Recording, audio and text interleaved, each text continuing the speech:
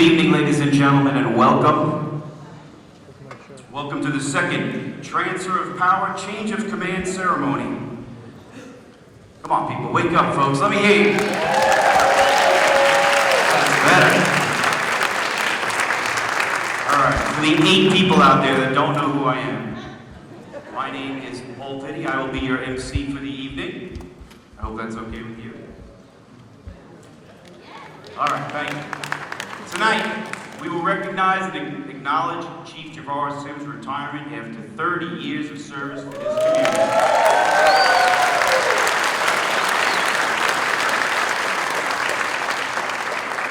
You will also witness our transfer of power, where the torch will be passed to our new incoming Chief, Russ Mager, who will be the 17th Chief of Police here in Delray Beach.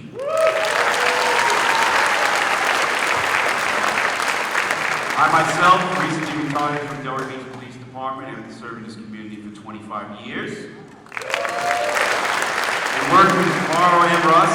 You don't have to cheer for that. I'm just telling you I worked with them. I didn't mean it was a good thing.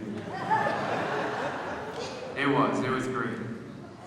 For the first time is tonight, a transfer of command is a military tradition that represents a formal transfer of authority and responsibility of a unit from one commander to another.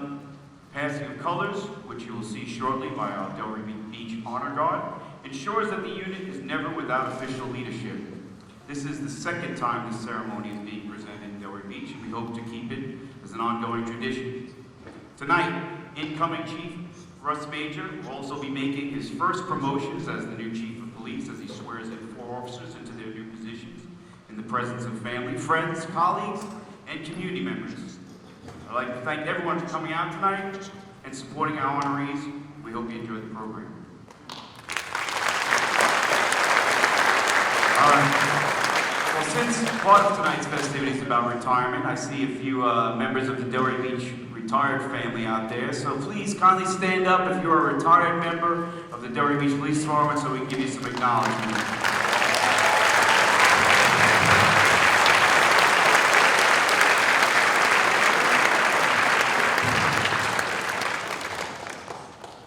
Ladies and gentlemen, at this time, if you would kindly please stand up for the presentation of colors. It is an honor to introduce our partners in public safety. Please welcome Palm Beach County firefighters, pipes and drum, along with the Delray Beach Honor Guard.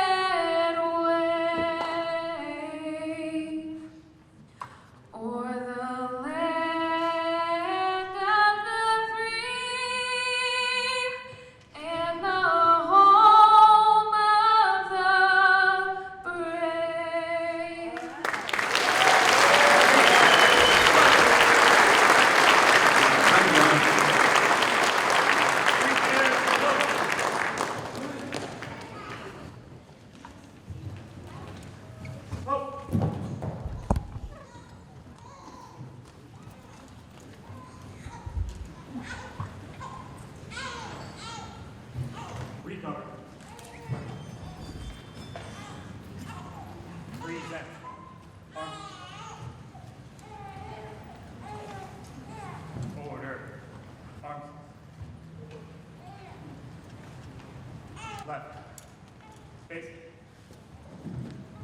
Fight, Major. By your command. Scotland. Right. Quick. Mark.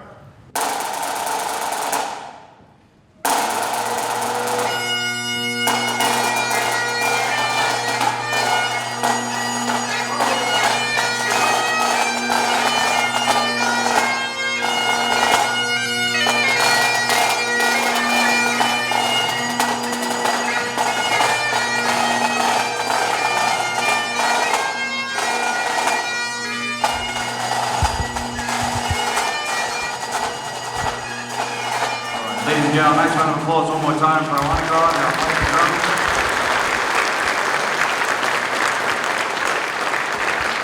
And also, as they were being followed in, I don't know if you noticed, but it was our two chiefs. So, nice gentlemen, have a nice round of applause one more time. Chief Javaro, incoming Chief Russ Mager, everybody.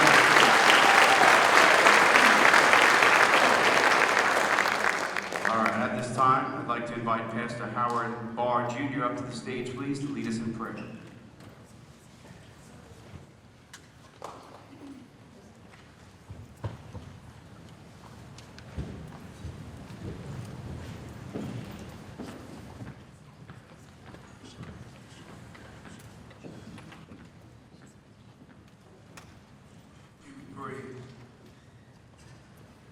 Our God, our Father, how grateful we are to be able to pause to share our appreciation and our gratitude for law enforcement.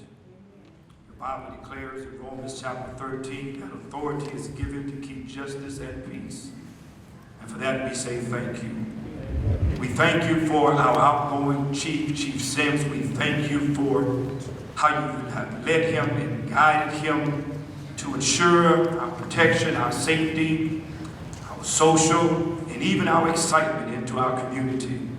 Thank you for those who were under his leadership, that followed him and that worked with him, that made our days and nights restful and at ease.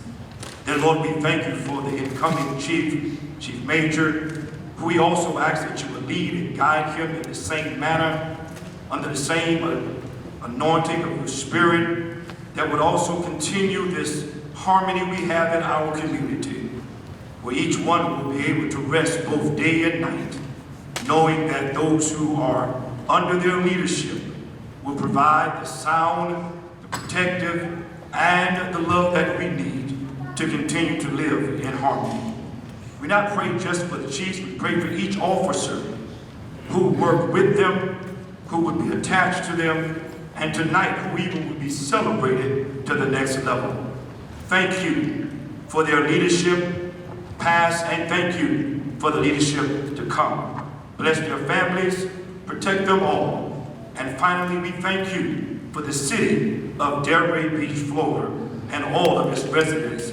Thank you for how you have kept us in a peace and harmony throughout these days. And we thank you for the future, for eyes have not seen, and ears have not heard the good things you have in store, not only for the city of Delray Beach, but for the police department. In Jesus' name, amen. Amen.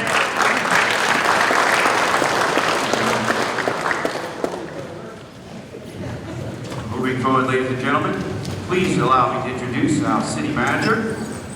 Please welcome Mr. Terrence Moore, everybody.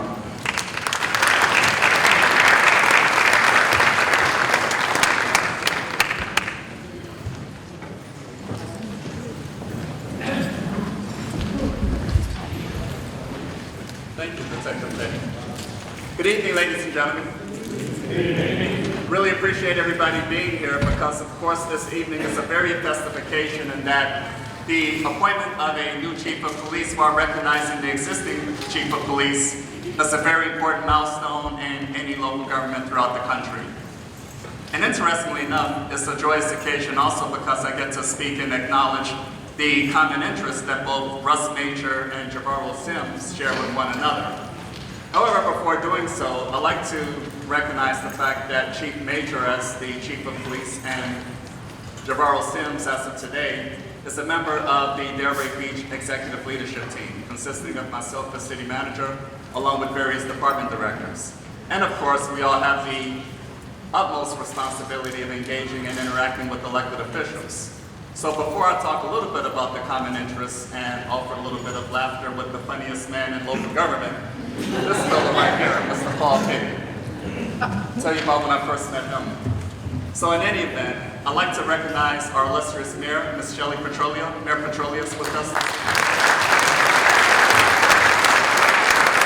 I'd also like to recognize publicly Commissioner Ryan Boston, who's here with us.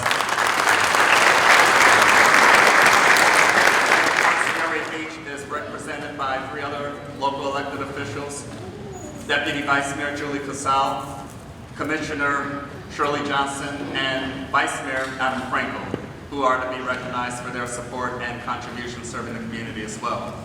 As I mentioned a little while ago, as Chief of Police, they are a member of the Executive Leadership Team. So I'd like to acknowledge those individuals in the audience as well.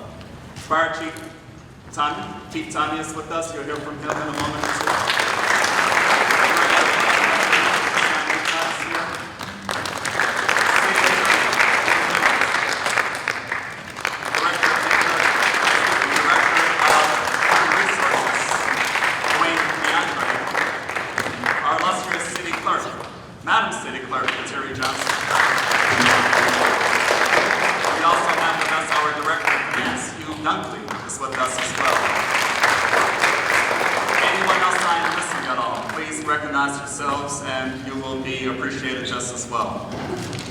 So in the event, I've been on board with the city of Delray Beach for a little over a year now, and throughout my career representing different cities around the country, I would always make it a policy or priority to visit with staff, representatives, all departments, all shifts, whatever the case may be.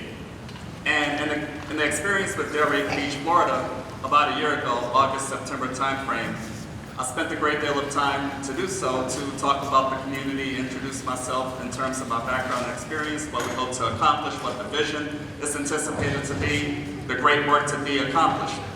I'll talk a little bit about myself personally, as well as the professional background, and I like to take time to learn about the individuals who have the opportunity to interact with me, especially staff members who perhaps do not have the occasion to engage with me on a daily basis in terms of work progress.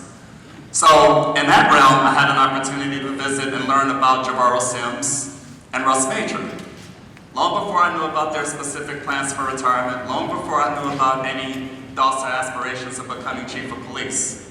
And early on, I learned that both Javaro Sims and Russ Mager share some similar commonalities. They are both natives of South Florida, grew up in South Florida. They both matriculated undergraduate school in Tallahassee, Florida, ladies and gentlemen. Chief Javaro Sims at Florida Agricultural and Mechanical University, and on the other side of town, Russ Mager matriculated at the Florida State University. And I thought that was a pretty cool common interest. They're also both graduates of the Southern Police Institute at the University of Louisville. First, Chief Sims matriculated through that program, followed by Russ Mager, along with other professional recognitions, achievements, graduate level education, etc. Both men exemplified a commitment, diligence, and interest to advance in this profession. And to talk about Javaro Sims, having served the city of Delray Beach for 30 years, ladies and gentlemen, that's pretty incredible. He promoted from within, yes. Promote from within the ranks. And when talking with people over the last number of months I've been on board, the constant acknowledgement is that this opportunity was not just given to you.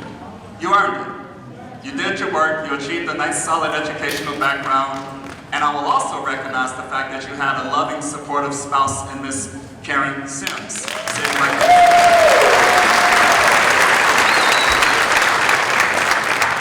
And that's fantastic, ladies and gentlemen, because as it is, Javaro Sims' 30 years of law enforcement service in this community coincides with 30 years of marriage. They were also married in 1992, as I understand it. So we congratulate the couple to that effect. But to be a spouse of a law enforcement official, You deal with challenges, observations, and concerns most people do not, and you are to therefore be commended for your love and dedication to Javaro Sims. So that's fantastic. 30 years of service, 30 years of marriage. It's a wonderful opportunity. They just kissed each other, as you damn well should in front of all these people. Good job. Way to be. So congratulations to you, Mrs. Sims, just as much as to you, Javaro Sims. So, Russ Mager. As of tomorrow, Wednesday, August 31st, 2022, you will be officially Chief Mager. Stand up and show everybody what you have in the hand. This is important. Come on. Stand around, stay right there, and wave what you have in the hand. You know what that is, ladies and gentlemen? The signed letter of agreement to come on board as Chief of Police effective tomorrow.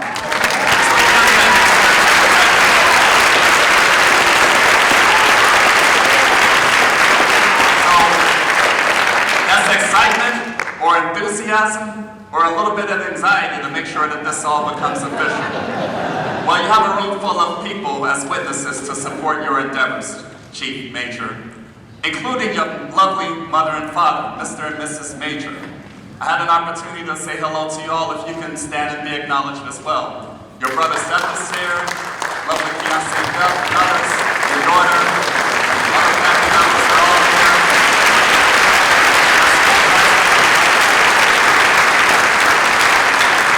So congratulations in that regard. And I had an opportunity a little while ago before the festivities began to make the introduction to Mr. and Mrs. Mager, because they are definitely the proud parents of Russ Mager. And you too, Seth.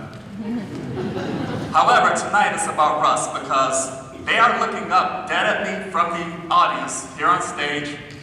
My son, the Chief of Police. Very proud, and therefore this is a great accomplishment for all of you all as well. So thank you for your support and dedication, and offering kind words relative to his interests, his career goals, and that makes a big difference, ladies and gentlemen, for those of us who are involved in public service. Because it's not an easy task, a lot of moving parts, a lot of challenges that come on a daily basis. There's no such event as a typical day. Many of us in different professions understand that very well, but definitely that is the case in law enforcement.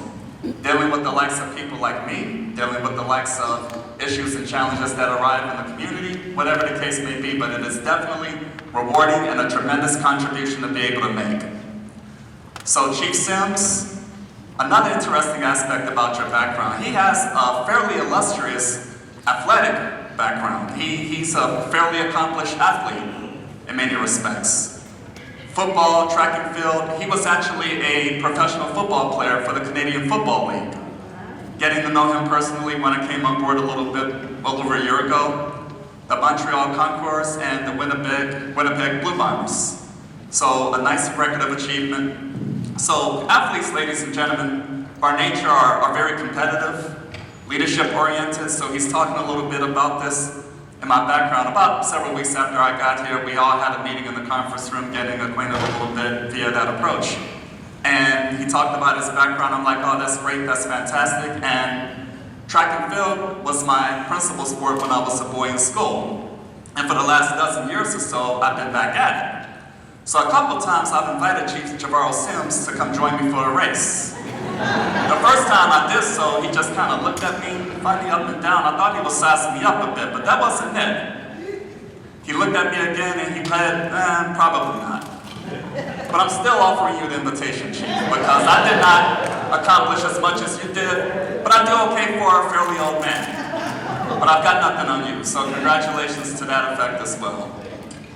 So again, ladies and gentlemen, congratulations, fantastic. Thank you all very much for coming. Chief appointed, Chief Russ Mager, as of tomorrow, Chief of Police. As I say to everyone at the conclusion of every executive leadership team meeting, keep out of trouble and don't mess it up. Thank you, ladies and gentlemen. City Manager Mr. Terrence Moore, everyone. And thank you, we're out of time. Have a good night. I'll be back. Always a pleasure seeing you. Ladies and gentlemen, it's time to keep moving along with our Delray Beach Fire Chief. Please welcome Mr. Keith Tommy, everyone.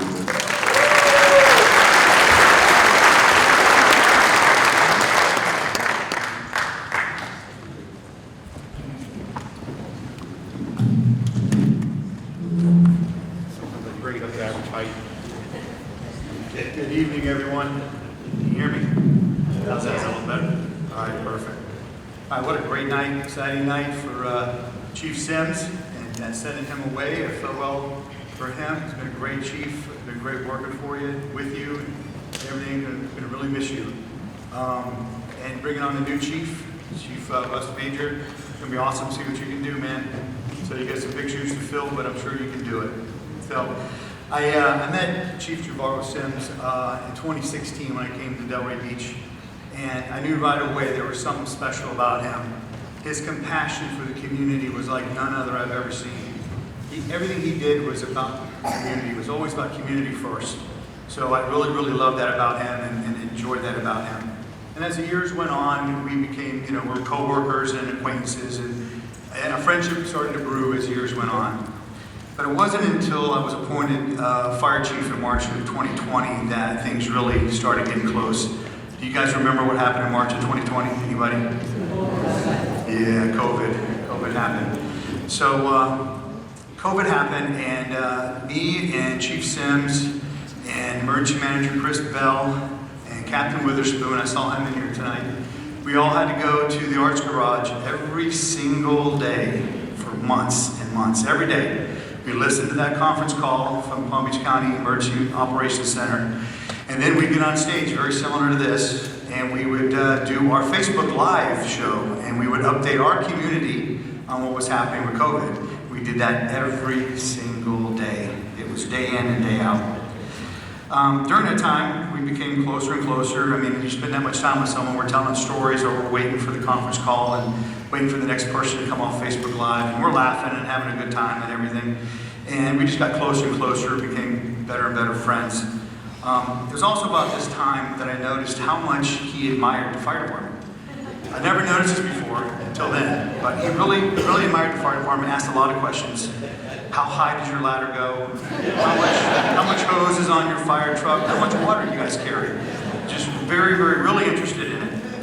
And I remember how excited he got the day that I told him that we were going to do Fire Ops 101 and we were going to take him to the fire academy.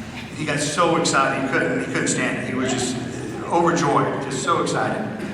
For those of you who don't know what Fire Ops 101 is, it's where we take our elected officials and we take our department heads and we bring them to the fire academy, we put them in our bunker gear, they have a helmet, they have the air pack on, and we put them through all kinds of different scenarios.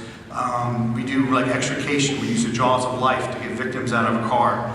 We have them crawl around on their hands and knees with their air packs on, breathing through the air, through their air mask to search for victims inside a room or a building. And then we actually put them through live fire. They go into a house that's got fire in it, they drag that hose, they put the water on the fire and put, like he's getting excited, just me talking about it right now. So when it came time for us to do fire ops, it was about a week or two away, and he goes, Chief Tom, he goes, bro, I can't come. He goes, I got a disengagement, I got to speak at a conference, I can't make it. So I said, who are you going to send? He goes, well, I'm going to send Russ Mager. I said, okay, that's good, okay, Russ will work. So Russ came, he did a great job. Russ too was kind of jealous. He probably went down the wrong line, the police fire line, he went down the wrong line. And as a reward though for completion of the Fire Ops 101, the participants got to keep their helmet. The helmet they wore all day long, it said police chief on it, mayor, city manager. So they got to keep that as like a reward for completing fire ops. Man, Javaro missed that helmet. He really was upset. I mean, really jealous that Russ got the helmet, he didn't get the helmet. I mean, Beatrice will tell you, she's called me on the phone several times where she's caught Javaro in Russ's office staring at his helmet. Just looking at it, dreaming like, oh, if only. Well, my friend, you can't walk in tonight, you can't walk into Russ's office and stare at that helmet anymore. There's trespassing laws and stuff now. So if you'll come up on stage here, I got you your own helmet.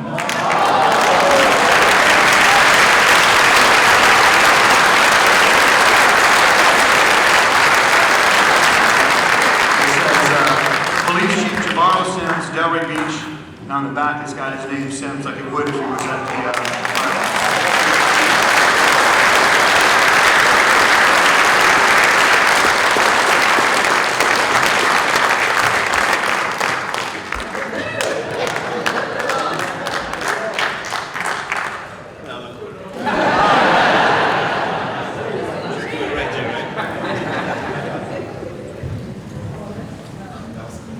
Two things.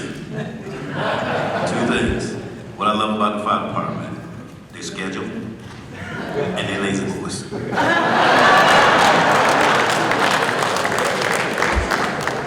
Thank you, Chief Tommy. Nice round of applause. And keeping things moving along, please welcome our Human Resources Director, Mr. Dwayne DeAndre.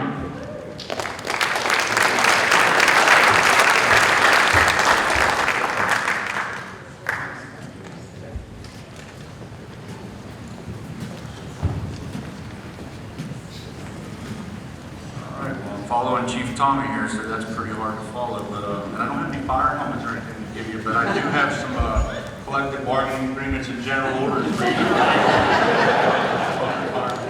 Really, there's some names. Yeah. But one of our employees here at the Human Resources Department who has incredible talent drafted a poem that I thought was very fitting. Framed it and wrote it for you for this occasion, and I just couldn't hand it to you. I wanted it to be read. So this is a poem of appreciation for Javaro Sims. It's hard to imagine this place without Sims. 30 years went by, but his star never dims. Way back in '92 was when it began. We have all been blessed just knowing this man. Known for his integrity in matters great and small, he always shows up strong when our backs are against the wall. Step by step, day by day, he made his way through the ranks until 2019 when he became chief with our thanks. His goal has been unity from the very beginning. One Delray, one community, one police department is winning. His exceptional loyalty is an asset to admire, along with his work ethic, striving down to the wire. But today is the day your next chapter begins. We've seen you walking around with that great big grin. Congratulations and thank you for the job you've done. After 30 years, it's just time for some fun.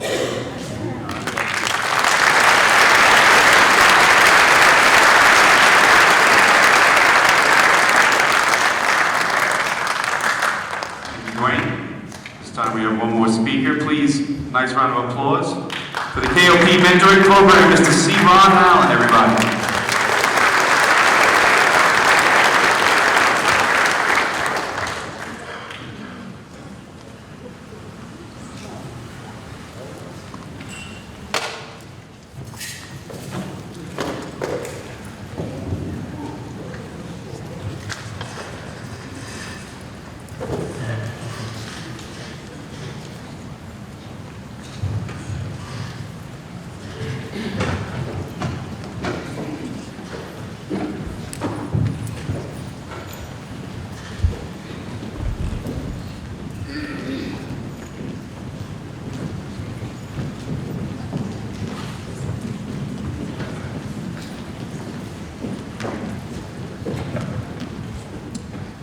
Chief, on behalf of KOP Mentoring Network, we would like to present to you this plaque as our token of your appreciation to the community for the youth here. Thank you, Chief Sims.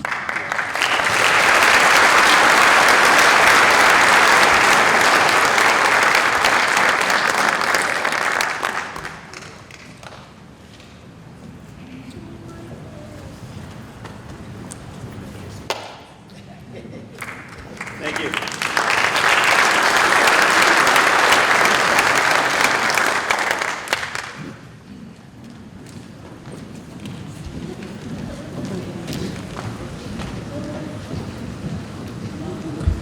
All right, everybody settled in? Get all the formalities out of the way, at least for right now? All right, ladies and gentlemen, at this time, I'm going to direct your attention to the video screens.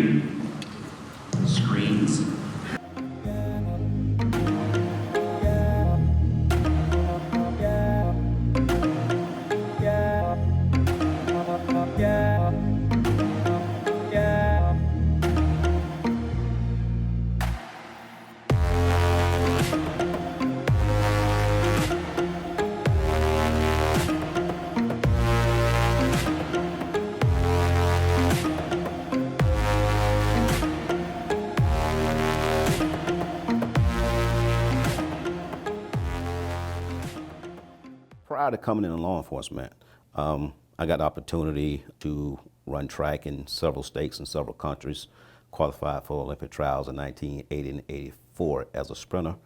Also had opportunity to play Canadian football for a few years prior to getting hurt. Once injury was a reality and my career was pretty much over as an athlete, I had to find something that would be basically make me happy. And I tried a few different things. I've had different jobs. And I worked for the U.S. Postal Service. I worked for UPS. I was a former school teacher, which what I did prior to coming to law enforcement. I left teaching in 1992. I joined the police department in 1992. After 2 years, I became a school resource officer. I got opportunity to work in community policing, West Atlantic Avenue Foot Patrol. Then after 4 years, I was promoted to the rank of sergeant. After being promoted to the rank of sergeant, I had the opportunity to go back to community policing for a short stint before I was placed on midnight shift. 1992, Delray Beach was a ghost town. Now it's 3 times All-American City. So it's been immense growth, not only just the city, but also the department. When I started here, we had about 135 police officers. Now we have 166 police officers. So everything have gotten bigger and better. One of the most important elements to my career has been my family. My wife, my daughter, my mother, my father. And I think my parents basically took lead on how I deal with people, have dealt with people in my career, even prior to becoming law enforcement. One thing my mother always told me is that be the author of your own book of life. And what that means is the way you live your life is what your book is going to entail. And the content of that book is going to determine or tell people how you live your life. And how you treat people is going to be a part of that book. My wife has been an integral part of my career because she's always supported me in my career and me her. So we always had that support mechanism amongst one another, including my daughter as well. She's very supportive of me as I of her. So it was only just the 3 of us until my grandson and son-in-law came into the picture maybe approximately 4 years ago. So we're a small, close-knit family that has used support for one another. Law enforcement allowed me to work with people and work within the community. And that's something I've always wanted to do. As a matter of fact, it provided me with more opportunities to do that versus being a school teacher, where things was pretty much hands-off. Becoming a police officer allowed me to work hand in hand with the people in the community to help them help themselves. In this profession, people are very important. If you're not willing to work with people from different cultures, from different aspects of this country and world, law enforcement is not the place for you. My plans for the future of the police department is to turn the Delray Beach Police Department to a training and development organization, masquerading as a police department. What that entails, promoting the people internally, showing the talent that we have within the Delray Police Department. I am Javaro Sims, 16th Chief here at the Delray Beach Police Department. And remember, one Delray, one community, one police department.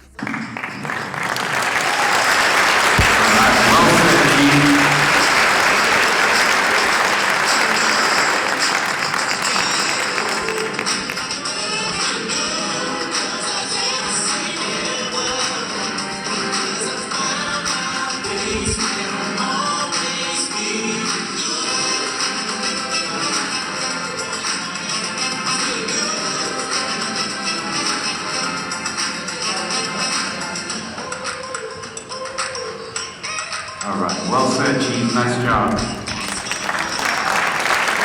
All right, ladies and gentlemen, time to leave you back up. About 2 weeks ago, Russ Mager called me and said, "Hey, Javaro and I would like to know if you would MC tonight's event." I said, what, did Ted White break both his legs or something? Everybody know Ted White? Where is he? You can't miss him. And he's got the voice of an angel. It's like if Lou Rawls and Barry White had a baby, a gigantic baby, he'd be right there. So I said, absolutely, of course. I got to work with both of them for my entire career, and they're both outstanding gentlemen. So, not many people get to roast the chief in front of 400 people, but I get that honor tonight, as he did for me 3 months ago. So at this time, I'm going to bring Chief up to have the big chair right here.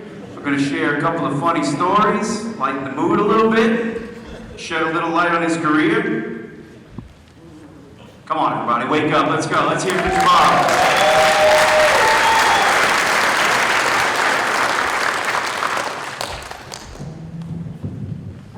There you go, Jay, have the big seat. All right, so all kidding aside, I'm going to shed a little light on Javaro's life, career, family, and also share a couple of funny stories, as I said. As you know, Javaro started his career back in September of '92. To give you a little perspective as to what was going on back in 1992, first of all, 75% of the police department wasn't even born yet. And for those of you that were here, this was what was going on. George H.W. Bush was president. Pepsi introduced the Crystal Pepsi, that was that clear garbage, everyone remember that? In the movies was A Few Good Men, Aladdin, Home Alone 2, and on the radio was Whitney Houston, Boyz II Men, and Vogue, and Criss Cross, and of course, Billy Ray Cyrus. Most people know Billy Ray Cyrus for Old Town Road, which breaks my heart, my achy breaky heart. All right, Javaro grew up in Boynton Beach. His mom, Carolyn Sims, was the Parks and Rec Director for the city of Boynton, and the community center is named in her honor. As you know, Javaro attended Lake Worth High School and graduated class of 1978. His mom always made school a priority, as he didn't have time to work, because while attending school, education was key, and of course, sports were always a big focus. Javaro could run like the wind. He excelled in football and track, and he was already been inducted into the Lake Worth High School Sports Hall of Fame. As you know, he graduated from Florida A&M University with a bachelor's degree in education back in 1983, and he will be inducted into their Sports Hall of Fame on September 9th of next month. He later went to Lee University and obtained his master's degree in criminal justice administration. That was 2003, and as you know, he played Canadian football. After graduating from Florida A&M, he became a teacher. He taught in several schools down in Broward and Miami-Dade. He applied for the police department in 1992, and I got to dig through his entire file and pull up his very first job application from back then that was handwritten. Looking through the job application, he wrote his desire to become a police officer, and I quote, was to become closely involved in the community. His strongest personal attribute was listed as communicating with people and developing youth programs. Although his first evaluation, he only got a 3 in communication. His weakest personal attribute, he wrote none. A little modest. For his plans for the future, and this was written right on his job application, to be a model police officer and eventually move up in the department. I'd say he did all of the above exactly as he wrote in his application.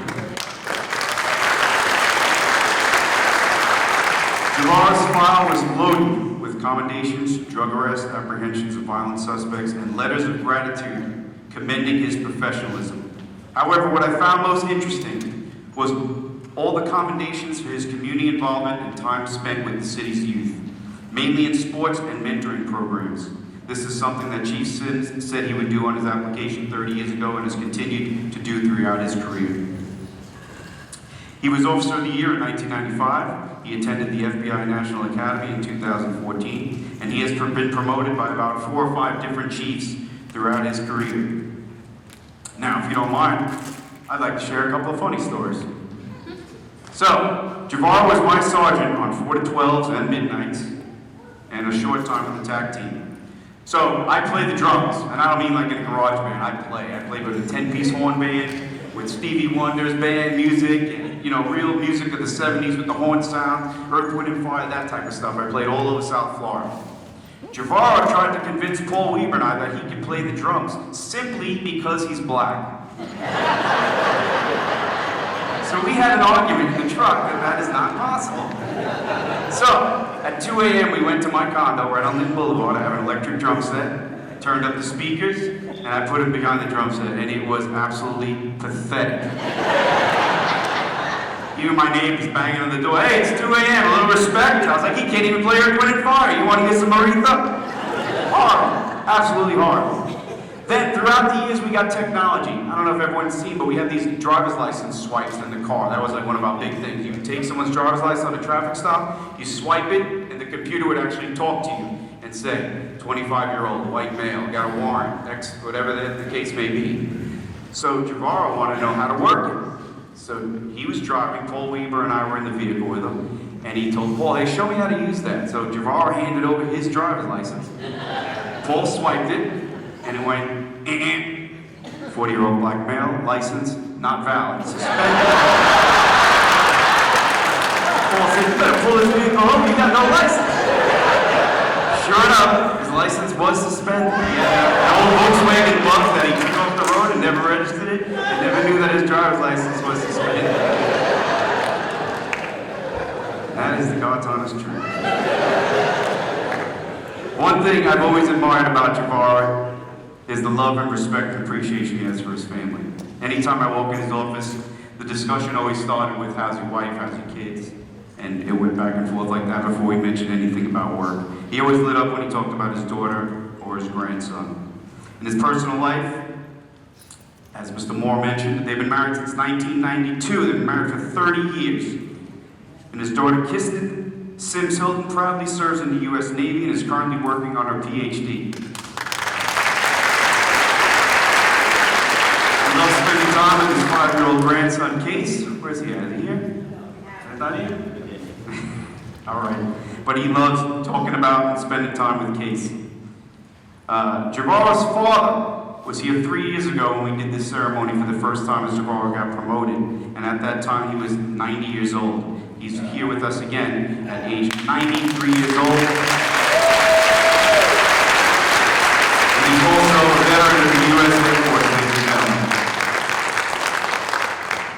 We thank you and Kristen for your service.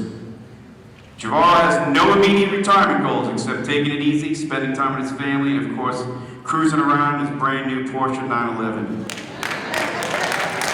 Javaro, it's been a pleasure knowing and working with you for all those years. Everyone here wishes you the best of luck in your future endeavors. Congratulations on your retirement, and the community thanks you for your service.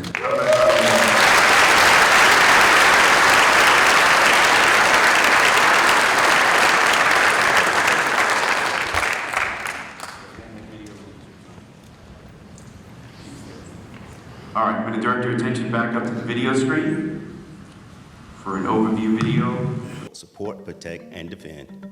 April 2019, Javaro Sims was sworn in as the 16th Police Chief of Delray Beach and got right to work. He moved forward with specific goals. We will continue to make deposits in the community. Now, all segments of the community will have a place at the table where their voices will be heard. This is a partnership, ladies and gentlemen.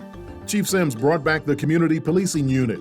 Their assignment, engage with people on all levels, focus on their needs in the community, show up at events, and build positive relationships. Then there was the organization of the Community Outreach Team, a team that works daily to address homelessness and those needing mental health and addiction services. Chief Sims also implemented internal policies and tackled his goal of bringing more diversity within the police department, hiring more people of color and female officers. Knowing people deserve second chances, Chief Sims traveled to Tallahassee in 2020 to speak on the behalf of Patrick Adolphi. The Delray Beach Neighborhood Services employee made a mistake in college that prevented him from achieving his dream of becoming a police officer. In the end, Adolphi received a pardon from Governor DeSantis and the Clemency Board and is now a Delray Beach police officer. The Teen Driver Traffic Safety Program was also a big hit. Teens ages 16 to 19 received classroom and practical instruction from traffic experts at our training center. In the summer of 2021, Chief Sims unveiled the police department's first ever community ice cream truck, a tool he knew would be a big hit in the city by bringing children and adults out of their homes to enjoy some cool treats while connecting with officers. The officer-staffed Delray Beach Police Marine Unit is up and running now, providing much-needed services along our waterways. Chief Sims stressed the need for a real-time crime center at the police department and cameras along the West Atlantic Avenue and I-95 corridor with commercial data. Every step of the way, Chief Sims knew about the importance of community involvement. He said, a leader who refuses or fails to listen to the people that they're providing services to is a failed leadership. But for this leader, the community runs through his veins.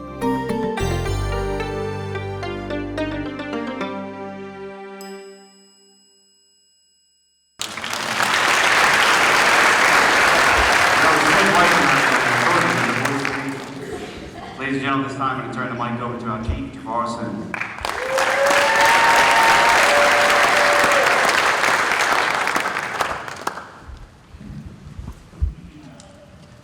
Hello, Delray Beach. Yeah. First and foremost, I thank God for this day. 30 years of serving this great city. It's been a pleasure. I'd also like to thank my immediate family, my wife, Karen, 30 years.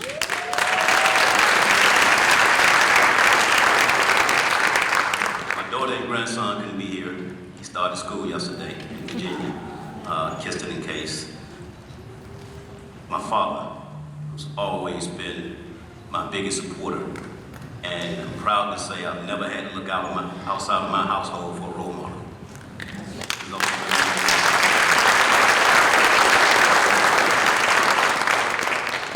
my mother-in-law, Eula Broadnax.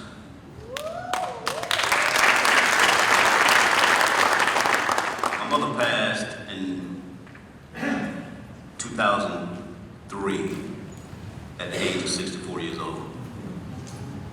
Ms. Broadnax has definitely stepped in and filled a portion of that role of my mother. So I truly appreciate that as well. Thank you.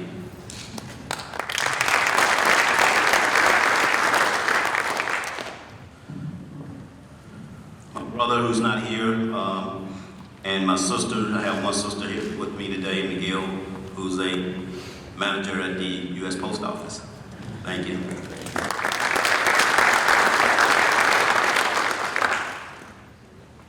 My nieces and nephews, thank you. Thank you all for your unwavering support over the years. The men and women of the Delray Beach Police Department, thank you for all the hard work you have shown to me and to the Delray Beach community. Without you, I wouldn't be standing here. Thank you.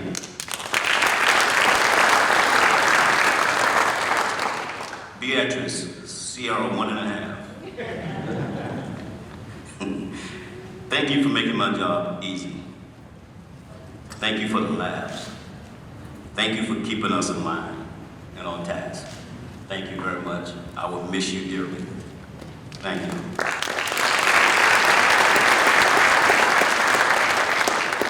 Ted White, thank you for helping me control our narrative. Thank you very much.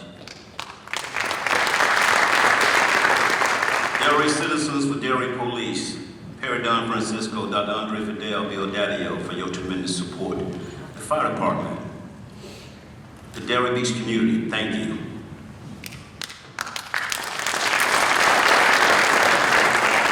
Virginia and Harvey Kimball, Noble, State Representative Mike Caruso. That piece you just saw regarding Patrick Adolphe, to be able to do that, you have to have a sponsor. And that sponsor was State Representative Mike Caruso. So thank you for that.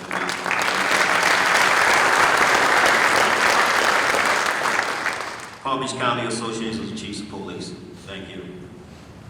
Palm Beach County Criminal Justice Commission, thank you. Ms. Ernestine Holiday. I truly want to thank you because you haven't just been here since I've been the chief. You've been here since the start of my career. And you've always been someone that I was able to talk to, but you've also been someone to tell me the truth. And I truly appreciate that.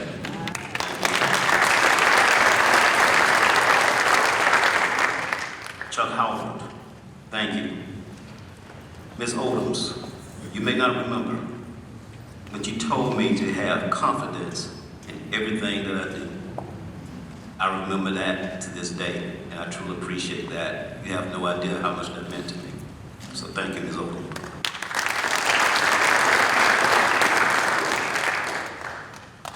The City Commission, thank you. I appreciate it because I'd definitely not be standing here also without your consent. So thank you very much.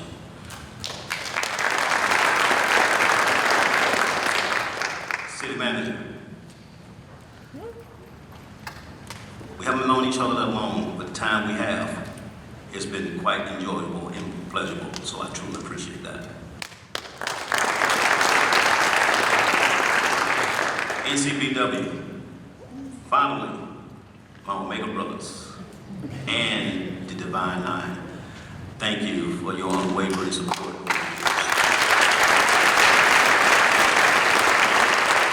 It has come to light that every beginning has an end. Today marks the end of my career here at the Delray Beach Police Department in the city of Delray Beach. What a journey. In 1992, the start of my career, I couldn't envision myself standing here 30 years later, saying my farewell as the outgoing chief. But what God has for you is for you. I've had an interesting journey. There have been many challenges, positive and negative, and I've learned from them all. I am under no illusion that I became the first African American chief in the department history on my own. It was because of him and the internal and external support that I've received. Thank you.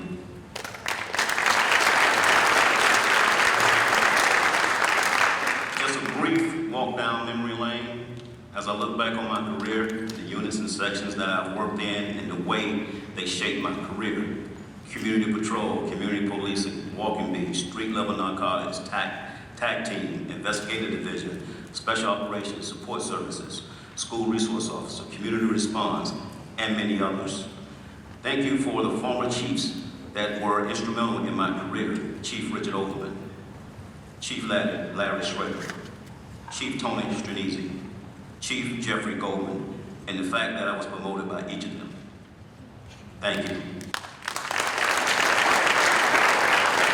I knew when I became chief, I had some big shoes to fill.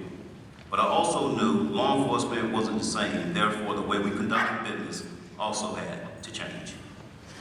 As chief, we faced situations and circumstances that we were ill-equipped to deal with, but yet we were tasked with the challenge. Mental health, addiction, homelessness. So we created a community response team in partnership with South County Mental Health and the Palm Beach County Healthcare District.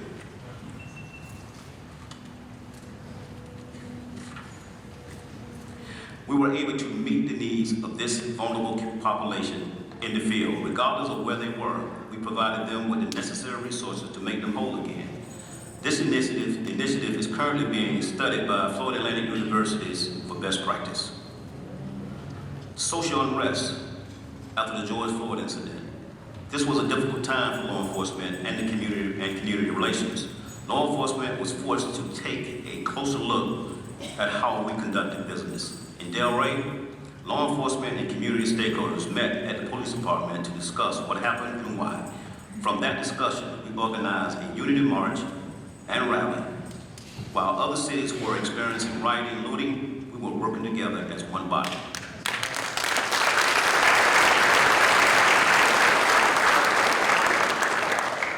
COVID-19 was a game changer. Regardless of your social economic status, everyone was impacted by this pandemic. We all either knew someone personally or knew someone that died from COVID-19. Most of you would say that this wasn't a law enforcement problem. We had a duty to ensure our officers remained safe so they would be able to ensure that the community was safe. The rules of engagement changed. Also during this time, I had a concern that there were no one providing vaccinations. Therefore, I reached out to South County Commissioner McBernard and Senator Bobby Powell.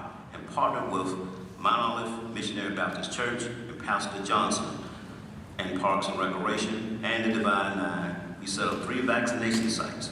We were able to get approximately 1,000 people vaccinated during that time.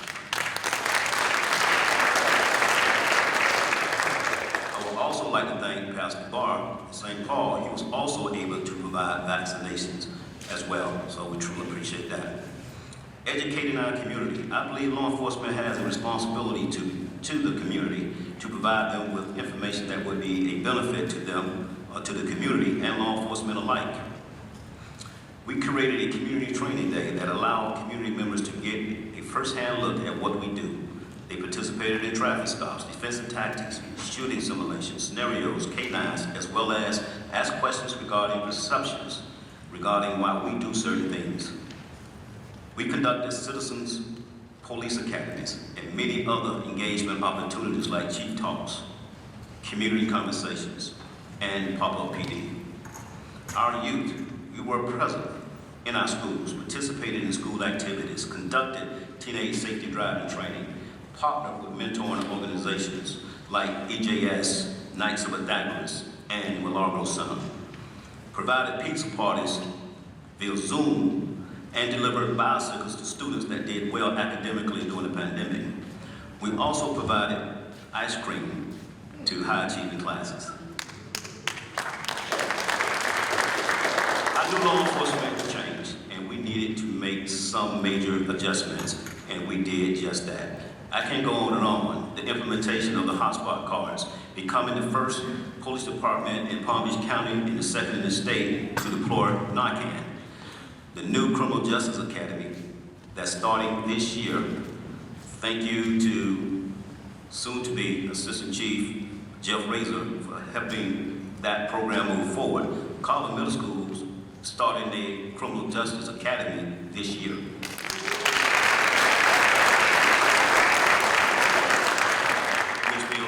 Which would be a feeder program for Atlantic High School Criminal Justice Program. Finally, as you see, the ice cream truck. I would definitely like to thank the individuals in our community, the business owners, the commission, for helping that come to fruition. That's kind of like people, when I brought up ice cream truck, people said, ice cream truck? Yeah, ice cream truck. What kid don't like ice cream? You know? And I always tell people, the way to the parents is through the kids. If you can touch the kids, if you can draw the kids in, you're going to draw in parents as well. And I tell you, the ice cream truck does just that.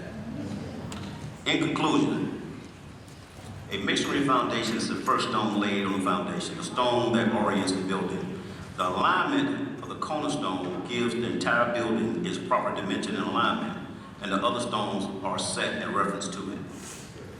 Continue to build upon the foundation that has been established. Ensure that the police department and community continues moving in the right direction. The foundation will only remain strong if you are intentional.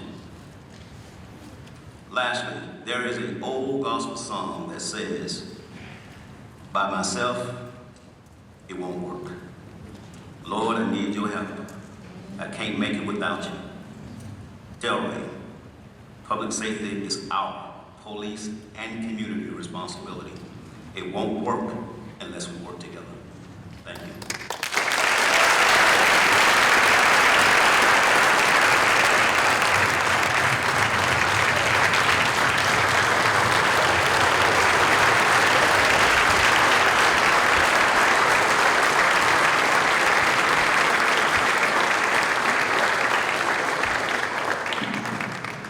All right, one more time, nice round of applause. Javaro Sims, 30 years, ladies and gentlemen. Last day as chief. At this time, our city manager is going to come forward and present him with the plaque.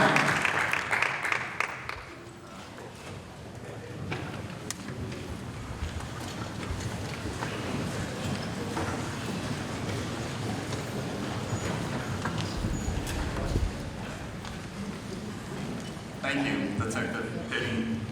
And briefly, I also like to acknowledge before I present the retirement plaque, another illustrious member of our executive leadership team, Javaro, is with us this evening. Javaro, if you would acknowledge.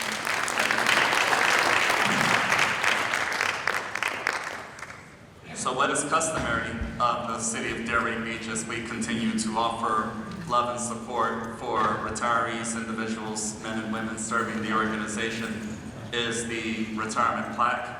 Very nice. And this is likewise presented to Chief Javaro A. Sims for your dedicated service to the Delray Beach Police Department, September 28, 1992 until today, August 30th, 2022. So coming up on 30 years. Again, a lot of nice words of acknowledgement, video presentation, great hearing from you. Congratulations across the board. Followed by one other presentation. Hang on to that for a second. He wants to actually wait and just take a photo before.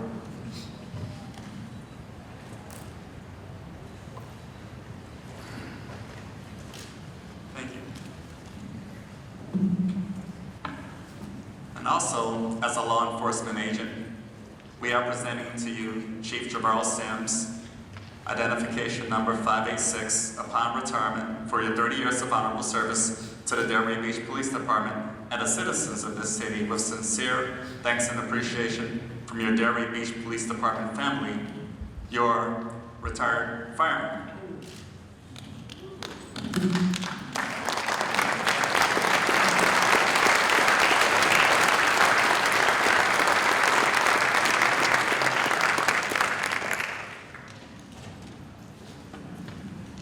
Chief Sims, I trust you'll keep safe. Not to mention, City of Delray Beach Police Department, Javaro A. Sims, Chief, identification number 0585, retired.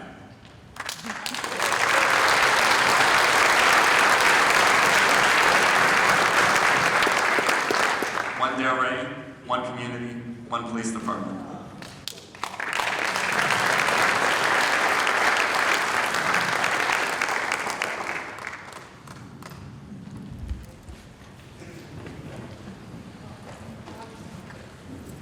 Ron, you got a radio? It's also customary that when an officer retires, they go 10-7. That's the code on the radio for out of service. So when we start our shifts, we go 10-8. When we go out of service, we say 10-7. When someone retires, they're going 10-7 for the last time as they are no longer on duty. So I'm going to turn the mic over to the chief to do his formal 10-7. Everything in line. See, I told you. 0.1.5.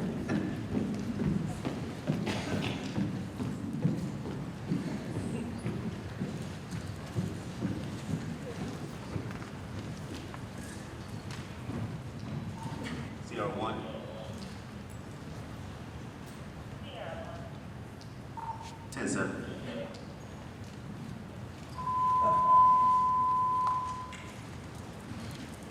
Attention all units, please be advised that Sierra 1, Chief Javaro Sims is retiring after 30 years of dedicated service to the city of Delray Beach. 10-8 on September 28, 1992, and 10-7 on August 30th of 2022. We commend you for your years of service and wish you well in your future endeavors. ID number 586 is 10-7 at 1935 out.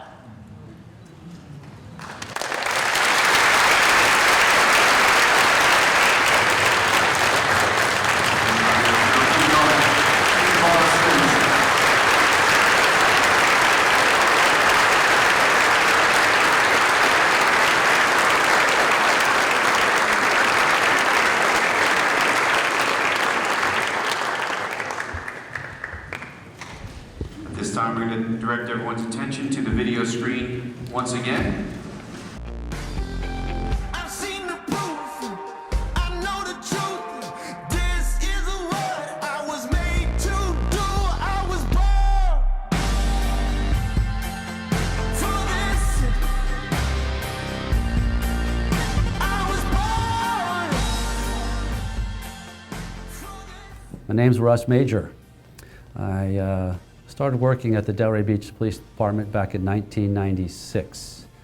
I was 31 years old, which sounds old when most of this police department was either a toddler or not even born.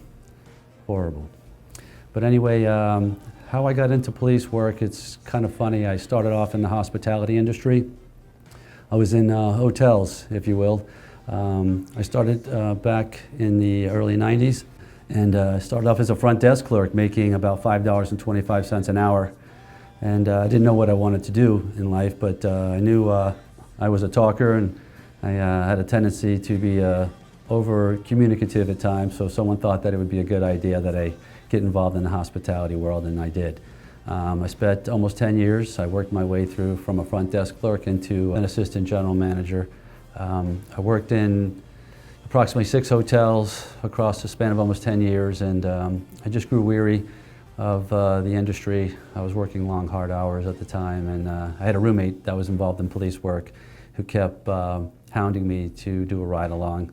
At first I had no interest in it, but I was kind of curious. I did a ride-along and I was hooked. I started the police academy in 1996 as the old guy in the police academy at 31, and my career began then. What is most memorable, or was the most memorable time in my career, was when I worked in the investigative division in the detective bureau specifically. And I actually started off as a detective in auto theft. I worked in that unit for a couple years and then got promoted, only to come back a year later and supervise the crime scene unit, the property section, ultimately the person section.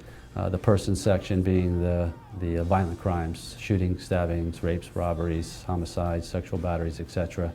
I spent countless hours here with a team of detectives, and we went to work every day. We had long hours, sometimes 16 hours, sometimes call-outs at 2 o'clock in the morning, and nobody ever complained. We just worked hard. It was like a chess game. You know, you come in and trying to figure out who did the crime, and had very little to work off of. What am I most proud of in my career? I don't know if one thing stands out. Obviously, I mentioned the detective bureau. I would say my career path, the flight that I took to get where I am today.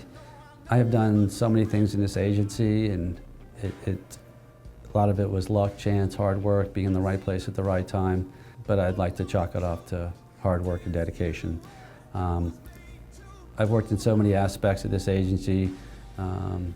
Road patrol, I was a field training officer. I was a tactical street narcotics officer. I was a detective. I got promoted and then was able to go back to the road, but then back to the detective bureau. I worked as a property sergeant, a crime scene sergeant, a person sergeant, internal affairs sergeant, downtown entertainment, which is clean and safe. Promoted to lieutenant, worked as a sector lieutenant, a administrative lieutenant, a special operations lieutenant, and was promoted to captain, where I was in charge of the whole entire investigative division, and ultimately to assistant chief. As I sit here today as the assistant police chief, I am honored and blessed and humbled to be able to enter the position of the chief of police of the Delray Beach Police Department. I couldn't tell you that I even thought about it for a second as a brand new officer in 1996.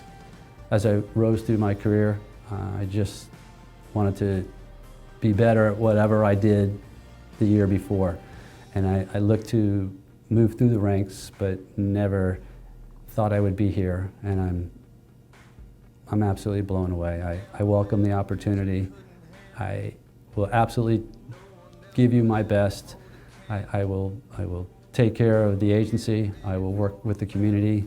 I will do everything I can to be the best that I can be as Delray's 17th police chief. Following Chief Sims and his accomplishments and the way he worked within the community, I hope to continue that same process, if you will.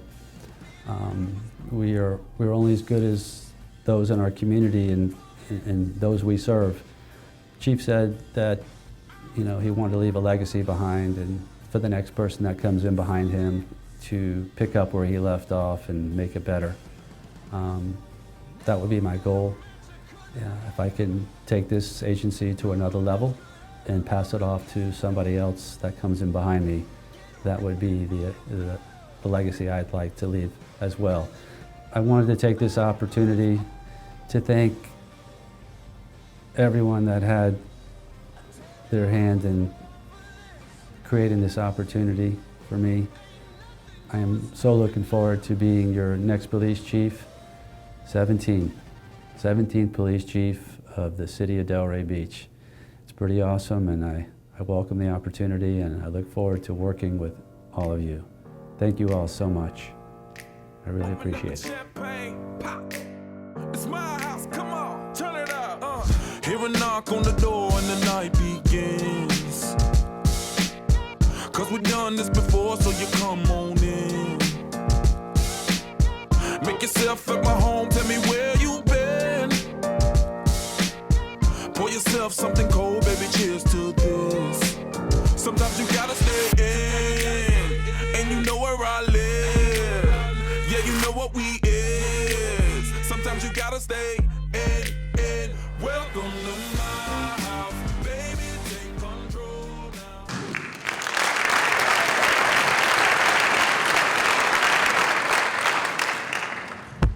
All right, Russ, enough about me. It's about you now. I can tell you one of my first introductions to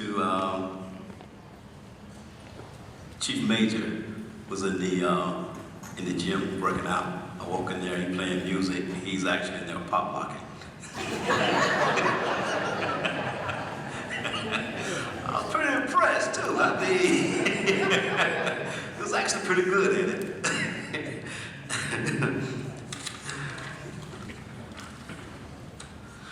One of the responsibilities of the Chief of Police is to identify their replacement, to ensure that they are prepared via training, exposure, opportunities, mentoring, involved in the decision-making, listening, communication skills, community involvement, and can evolve from simple to complex. There are many outstanding individuals in the Delray Beach Police Department. I identified two people in this case, Russ Mager and Darryl Hunter, who's also the other assistant chief. The captains, the incoming assistant chiefs are all a part of this process. One thing we do on a regular basis when we're making decisions that's going to have impact on our community, have impact on our agency, we come in at the round table. We sit down and discuss, and the expectation is everyone need to have something to bring to the table. And I can tell you this, Russ has never been short of words.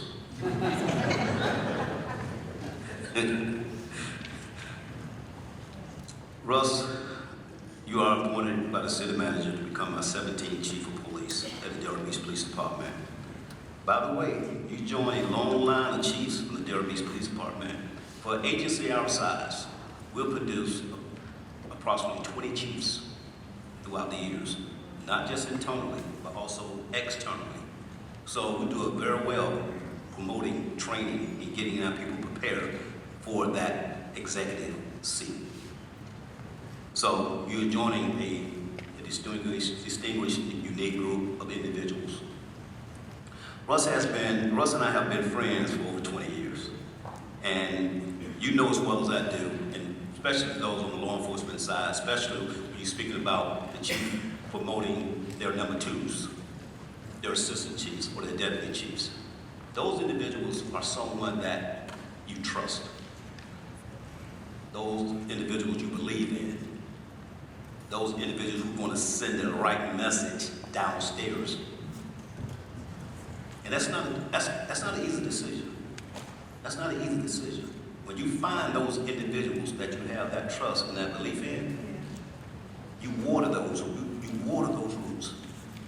water constantly, you water those roots. You make sure they're growing and growing in the right way.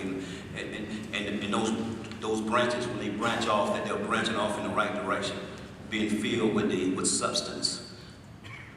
Russ, you've done that. You've done that. And I'm super proud of you. I'm super proud of you.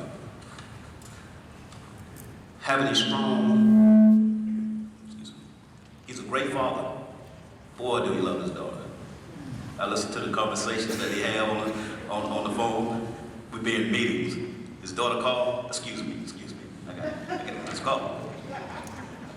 I mean, it reminds me of my daughter and I, especially when she was in college.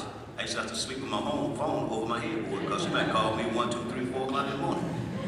And guess what? Daddy will answer the phone. That's what I see. And that's what I've seen. That's what I've witnessed. You're a great son. You love your parents. You love your parents dearly. We talk about family all the time. We share notes about family. You speak on your father and mother. I speak on my father and mother. We do that constantly. We've done that for years. That's why I know you was raised right, young man. You was raised right.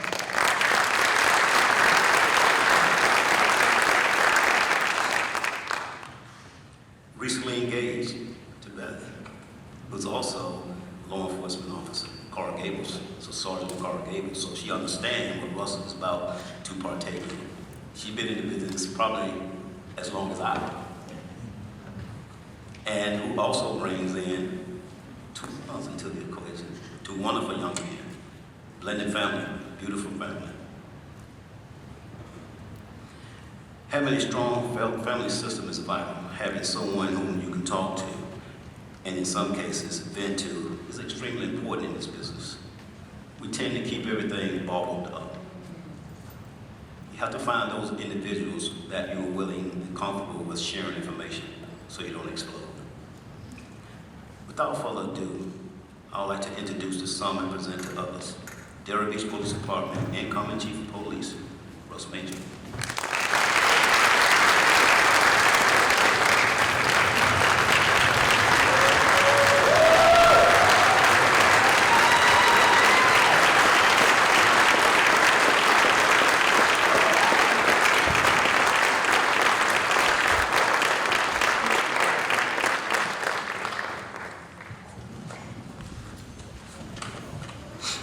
I guess I'm also tasked with doing your overview, so you can take the seat right there for a minute.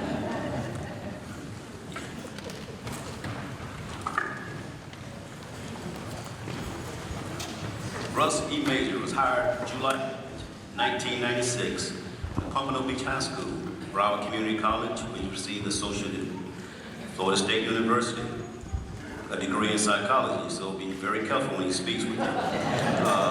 A minor in criminology, currently working on his master's degree. Work history, 1982 to 92, Palm Beach Golf and Country Club as a valet parker manager. 92 to 95, Crown Sterling Suites Hotel as a front desk clerk. And through hard work, obtained several promotions within the company and accepted an assistant general manager position in California, where you stayed for 2 years. In 1995, he returned to the Crown Sterling Suites at Deerfield Beach Resort as an assistant general manager, reiterated in the application that he left on his own free will. My position was secure. Why do you desire to be a police officer? I was brought up in a very legal family. What he means by that is his father's a retired judge. His brothers are attorneys, so I say, yeah, it's pretty legal.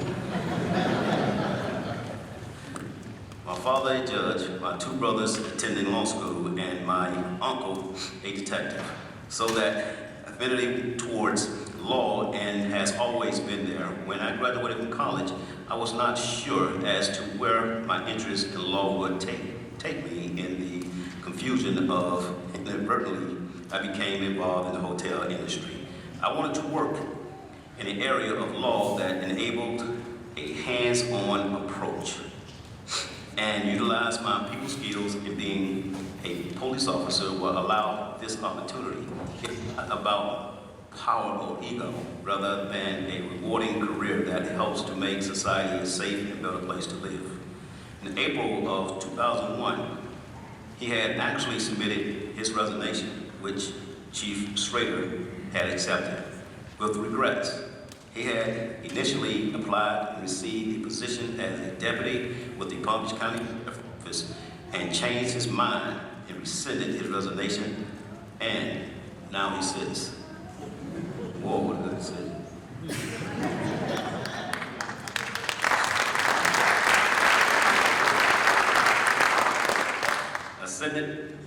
Attended Southern Police Institute Command Officer Training course and Administrative Officer course. And just to add a little clarity, Russ attended that, Mr. Moore, not I.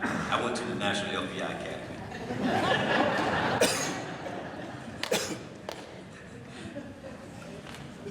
He was promoted to Sergeant November 1st, 2004. He was promoted to Lieutenant June 27, 2015. He was promoted to Captain March 2nd, 2019.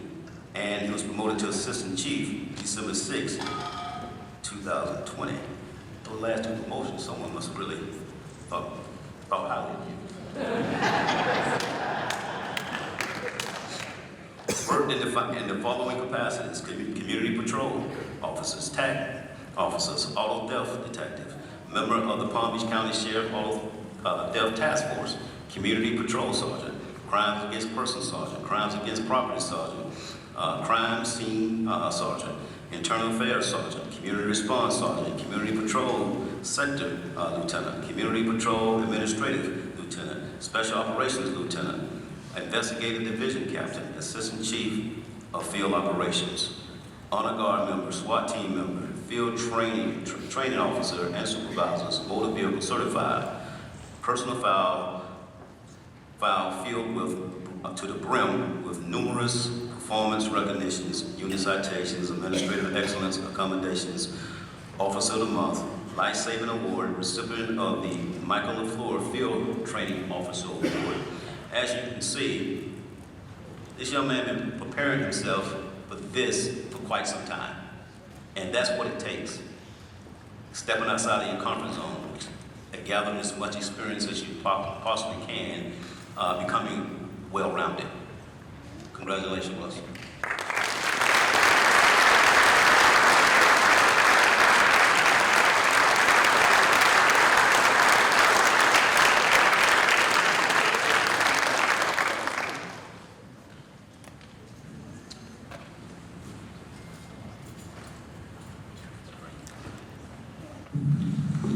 All right, at this time, we're going to bring Russ's specific family members up to the stage to my right. You know who you are. Come on up to the stage. We're going to do his swearing in and transfer of badge. So we're bringing up Russ's parents, Gerald and Curly Mager. They just celebrated only a few days ago their 66th wedding anniversary. Judge Mager is 88 years old, and he took the Florida bar in 1959 is when he took that test. Amazing. He served as a judge and a mediator for 30 years. And his beautiful fiance, police officer Coral Gables. She's a sergeant, has been an officer for 29 years. Yeah, there you go. Great clap. And we're also going to bring up our city clerk, Terry Johnson, to perform the swearing in of our new chief.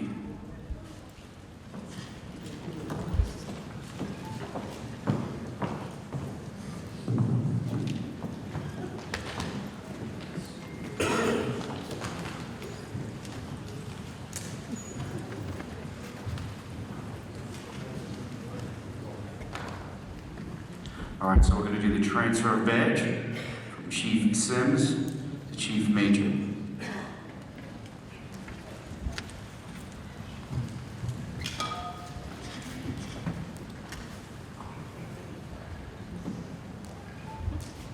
It's a $100 bill in it, too.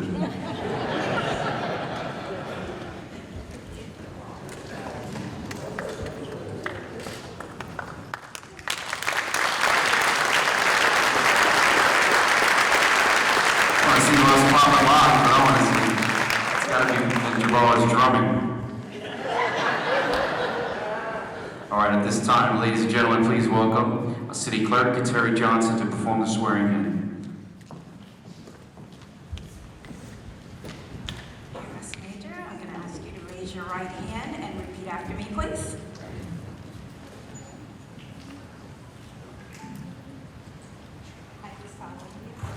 I do solemnly affirm That I will support, that I will support, protect, protect, and defend and defend the the Constitution Constitution and government of the United States, and government of the United States, the state of Florida, the state of Florida, and the city of Delray Beach. and the city of Delray Beach, That I am qualified that I am qualified to serve as police chief to serve as police chief in the city of Delray Beach, in the city of Delray Beach, and that I will well and that I will well and faithfully perform the duties of the office upon which I am about to enter. So help me God. So help me God.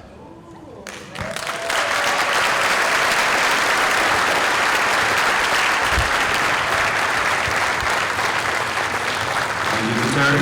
This time, we're going to bring Judge Mager, Russ's dad, over here to the bench on our new chief.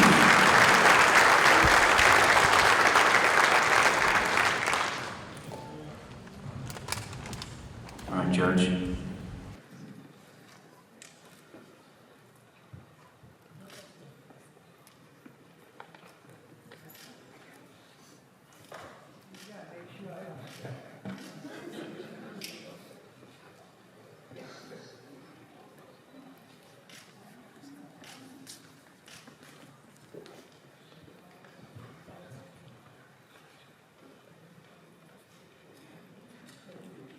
Ladies and gentlemen, our 17th Chief of Police, Delray Beach, Russ Mager. Over there, Russ.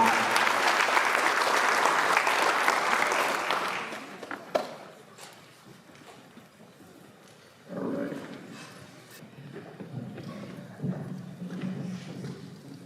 Does this thing work? Oh my goodness. I am completely blown away by the ability to actually sit here and do this. There's so many people I could thank, and I probably need to thank everybody that's here, but I know that I don't have the time to actually do that.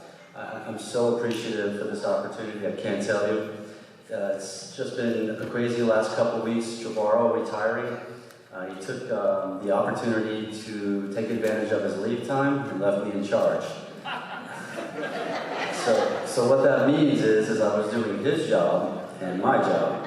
He didn't tell me about that. So I was double timing for the last 3 weeks, losing my mind, but just trying to keep this business afloat called the Delray Beach Police Department.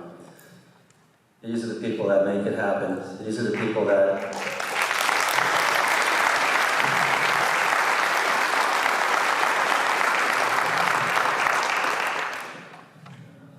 I'm so appreciative of the team. I thank you so much. Before I get too far down into my little speech, I'll try to keep mine a little shorter. I want to thank the dignitaries, City Manager Terrence Moore. I apologize in advance because we are probably thinking the same people, but I have to myself, out of respect. City Manager Terrence Moore, Mayor Shelley Petrolia, Vice Mayor Adam Frankel, Deputy Vice Mayor Julie Casal, Commissioner Shirley Johnson, Commissioner Ryan Molston. These are the decision makers who make this city run. Just a quick round of applause for them.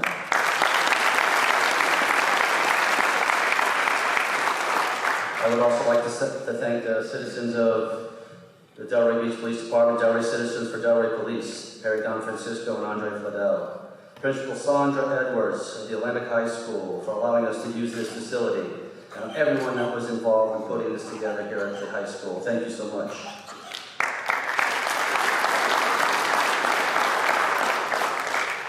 I'd like to thank Chief Tommy from the fire department.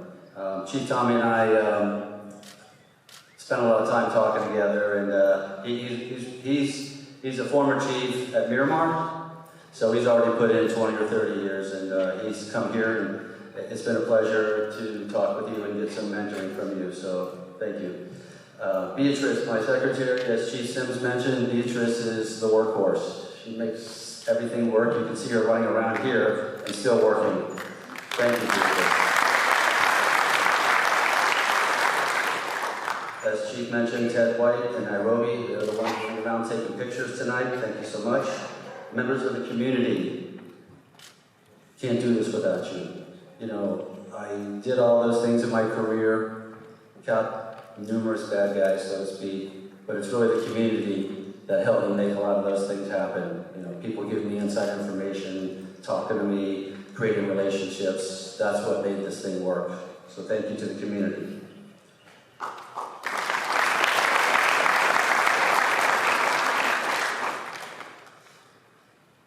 Pardon me. It's a big day. You know, I will tell you, just to digress for a moment, I'm having difficulty wrapping my head around the fact that I'm actually standing here. I never dreamt in a million years that I would be here, so this is very surreal for me, but so appreciative. I'd like to thank all the city department heads, aka the executive leadership team. I'd like to thank Lynn Gillen. She's the city attorney, LaWanda Warren, who is also an assistant city attorney, works at our police department. All the men and women who work at the Delray Beach Police Department. Former chiefs who molded me, like Chief Sims. I worked under Richard Overman, Chief Richard Overman, Chief Larry Schrader, Chief Tony Stranisi, Chief Jeff Goldman, and Chief Sims. Thank you guys so much for giving me the opportunity and believing in me. Y'all taught me a little bit, and I was listening. My fiance says, have one mouth and 2 ears and listens twice as much. So I try to do that, even though I do talk a lot. There's a few chiefs in the house that actually came to celebrate this evening with me, and I'm so appreciative for them doing it. They've probably driven countless miles to get here, one right next door. Chief Brammer, Chief Sam Brammer, where are you? Thank you. Chief Clint Shannon, I'm sorry, Sean Brammer's from FAU, so I wanted to just retract. So Clint Shannon, Chief Clint Shannon, Palm Beach Gardens, where are you?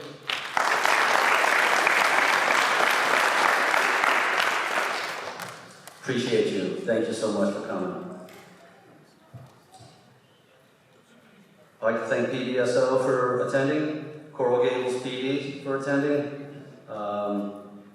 As Chief mentioned, Mike Caruso, State Representative, for attending. It's a great honor, and I appreciate that. And I have a personal special thanks to my family, my parents for their support and guidance. Thank you.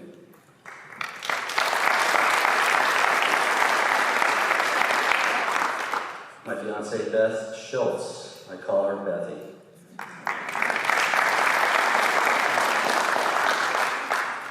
Bethy, who supports me in everything I do, thinks I'm the greatest, and that's what makes her brilliant. My daughter, Sophia, who calls me every day, as Chief mentioned, and she teaches me a lot about patience. She's 19 years old. Yes, thank you. Hard to keep track. I lost count after 12 or 13. I'd like to also thank Beth's children who are here, Donovan and Xander, who are video game monsters and sit on those machines 24 hours a day, 7 days a week. We used to go out and ride big wheels and go to the park and do stuff, ride bicycles. It's a different era. They need a phone or a computer, and that's all they need. They just shut off the world. But thank you. Seth, my brother Seth. He's always the quick-witted, funny guy, and I appreciate you. He's very funny at the dinner table. Been doing that for many years. He's very quick with the wit. My brother Scott, who's an attorney.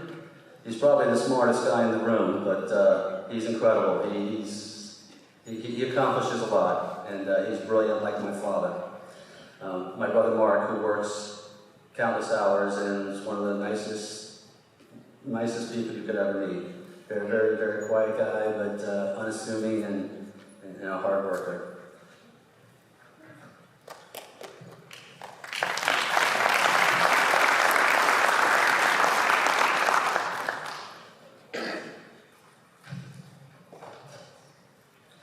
This is the part that I don't like. Speech. It's not that I don't enjoy public speaking. As Chief mentioned, I often don't show. I'm very, very talkative, and I can talk like this all day. This, not so much. So bear with me as I try to give you a little speech and impart some words of wisdom from where I'm coming from.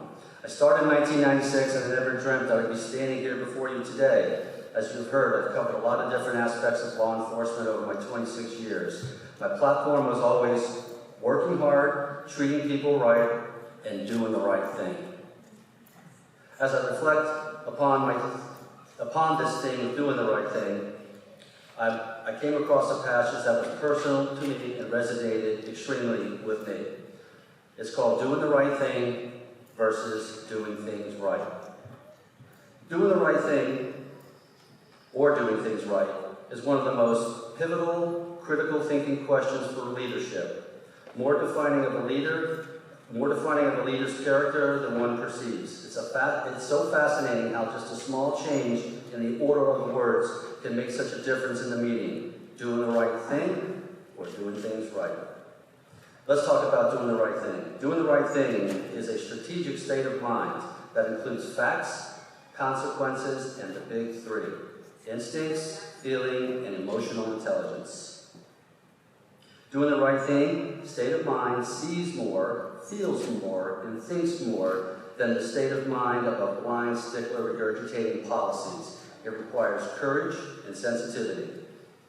Doing the right thing is all about responding to the needs of the moment. It is to do with extraordinary response, which gives full measure to what's needed. There are instances that call for different levels of doing, which comes from a deeper consideration. Doing the right thing brings an extra element to the equation, a human touch, which is evident by the added value of emotional intelligence. It often calls upon special human qualities such as courage and a higher instinctual response, which results in thinking outside the box.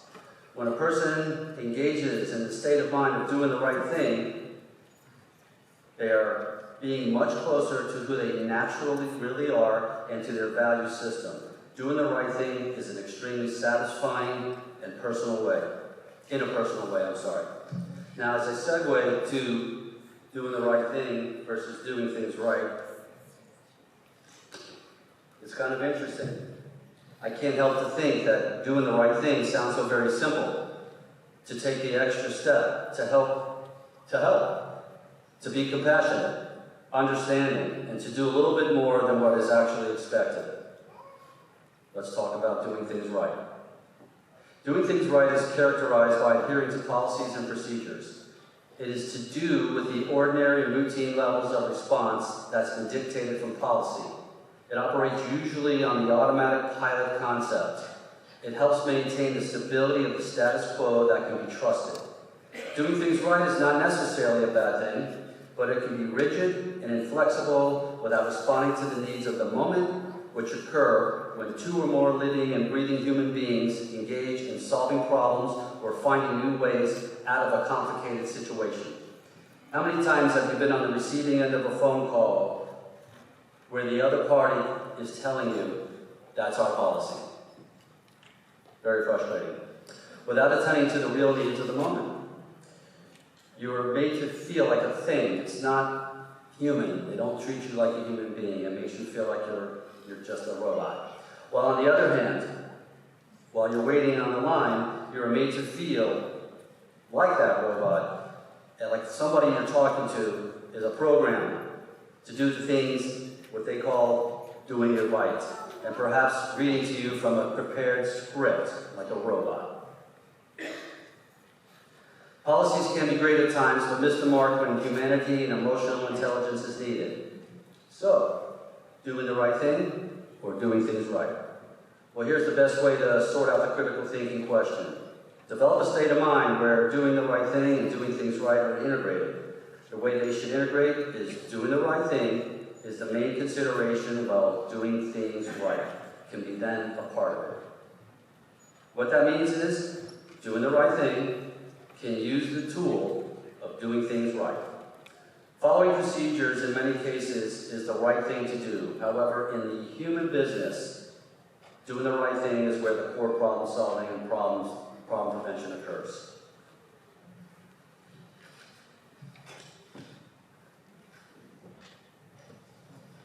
I think someone stole my last sheet of paper. It's the last sheet.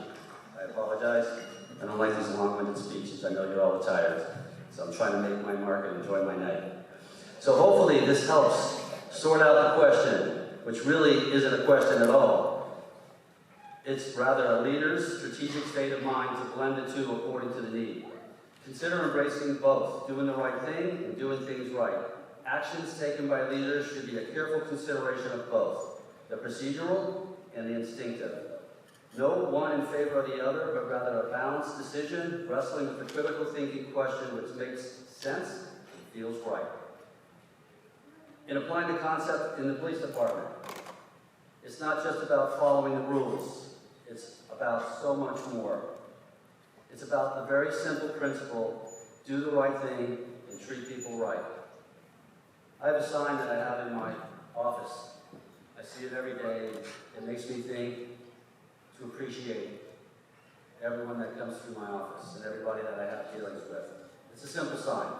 It says, people will forget what you said, people will forget what you did, but people will never forget how you made them feel.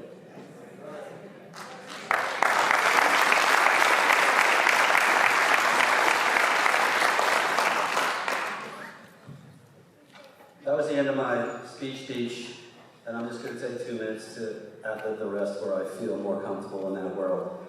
This has been a crazy, stressful 3 weeks because somewhere along the way someone asked me if I was going to do a speech, which was out. I didn't have time to do that, as I mentioned, because Chief Sims buried me for the last 3 weeks. And I literally, this is no joke, I had this thought in mind when I came across this article, and I said, that's going to be the thing. But I didn't have time to put it together. And I was so frustrated. I worked till 11 o'clock last night to try to get this thing into an 8-page report to 3 pages or 2 pages that makes sense. But it was worth it. I so appreciate this opportunity. I thank the community from the bottom of my heart. I thank all the members of the police department and those who are going to be helping me get through this journey. Chief Sims, we've done a lot together over the last 26 years. You trust me, you've taken care of me, you've given me full responsibility when you're not around. You confide in me in personal things that most chiefs probably wouldn't do. We developed a friendship along the way, and I appreciate that. And I just want to say thank you, sir. Thank you very much from the bottom of my heart. And thank my police department.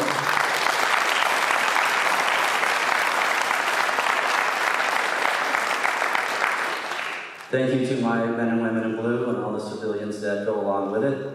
We refer to the civilians now as professional staff. I can't do this by myself. I need you guys. There was a young officer that started this police department, and I go to the gym a couple times a week. And he said, I'm happy you're the chief. And I usually let those go and just say thank you and walk away, because I've heard that several times over the last couple of weeks. But I asked one particular young officer, why? He said, because you're nice, you take the time to talk to me, you recognize me, and I appreciate that. That's my platform, folks. Nothing fancy. Just do the right thing, treat people right. Take that extra step. It may not be your job, but make it your job. If you get called to some service call, don't just say it's not my job. It may not be your job, but try to be the conduit.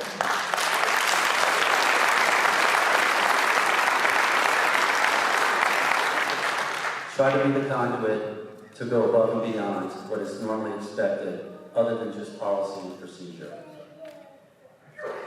Again, I'd like to thank everyone who had their hands in this to get me where I am today. I'm so humbled and grateful.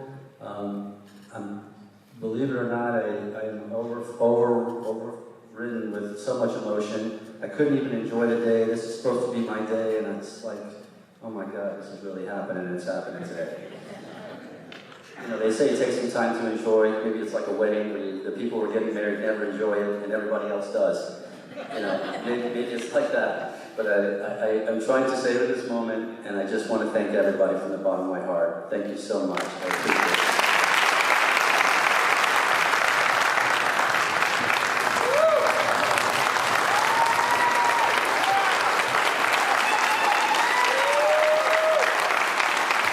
Nice round of applause one more time for our 17th Chief. And now to signify the transfer of command and the passing of the colors to our new Chief, please welcome the Delray Beach Honor Guard.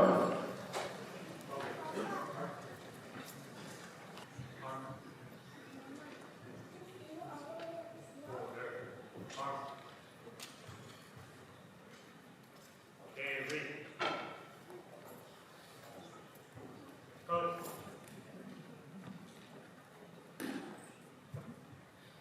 Right. Face. Forward. March.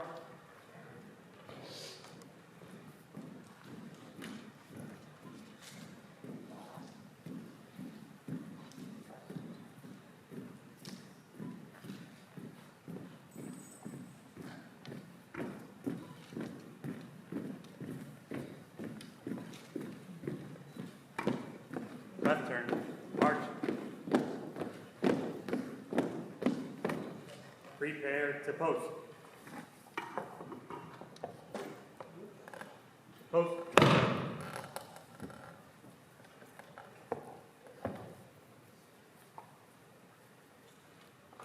Recover. Present arms. Order arms. Right. Face. Forward. March. Ladies and gentlemen, Delray Beach Honor Guard one more time. And once again, I present to you our new Chief of Police, number 17, Russ Mager.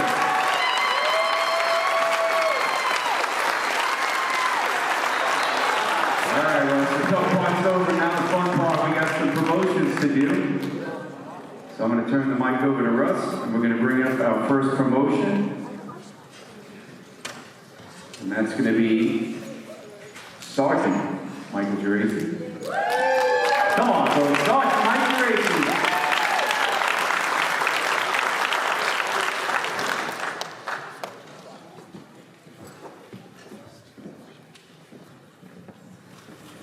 Please raise your right hands. Repeat after me. I. State your name. Do solemnly swear or affirm that I am qualified to uphold the position of Sergeant for the Delray Beach Police Department. And I will carry out the mission and vision of the Delray Beach Police Department. With unwavering commitment and dedication. To our values of trust, engagement, accountability, and mindfulness, so help you God. To our values of trust, engagement, accountability, and mindfulness, so help me God. Congratulations.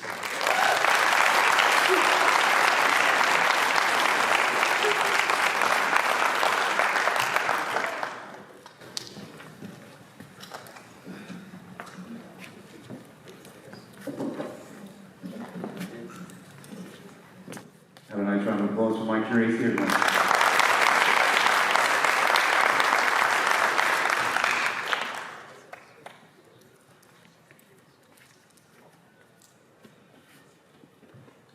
So you got the whole family taking advantage.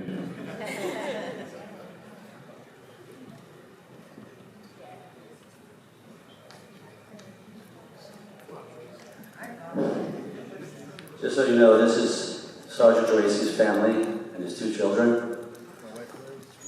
Wife Liz.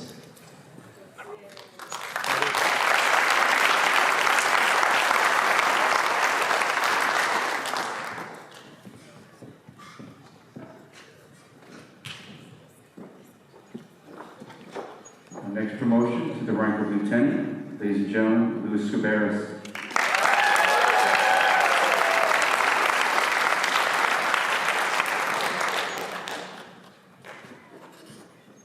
Got all the kids, Lou? We got enough room on the stage? Those of you that know, Lou has 3 boys and his wife just gave birth to twin girls.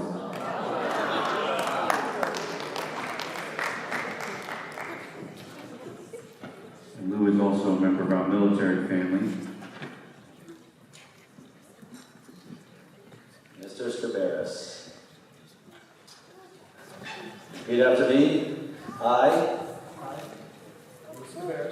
do solemnly swear or affirm that I am qualified to uphold the position of Lieutenant for the Delray Beach Police Department.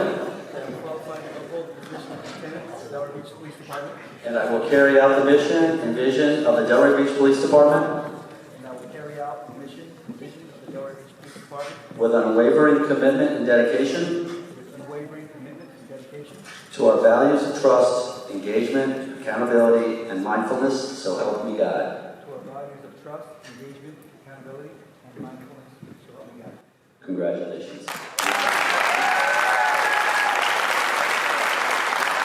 That's Lou's beautiful wife Amanda. She's also an employee of the city for many years, and his entire crew, his whole soccer team.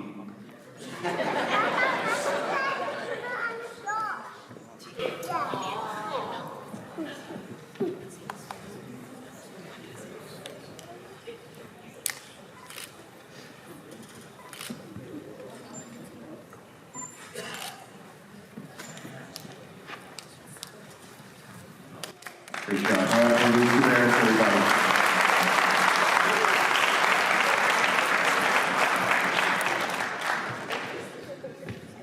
And now to the rank of captain, ladies and gentlemen, Anthony Martinez.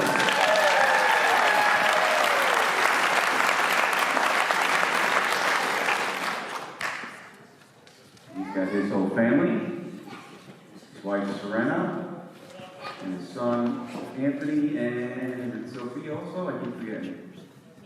Sorry, what is it? I'm sorry. Miana. Did I say Miana? Miana, thanks. I thought you were Italian.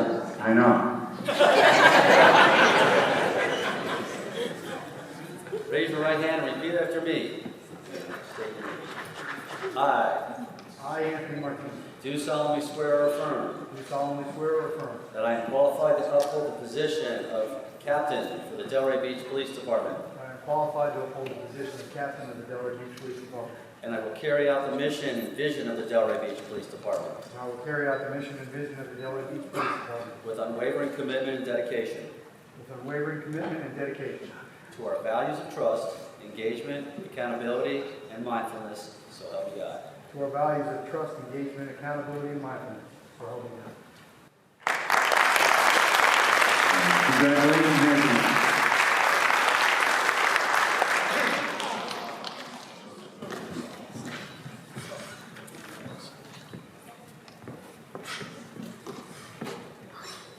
Kids are getting restless.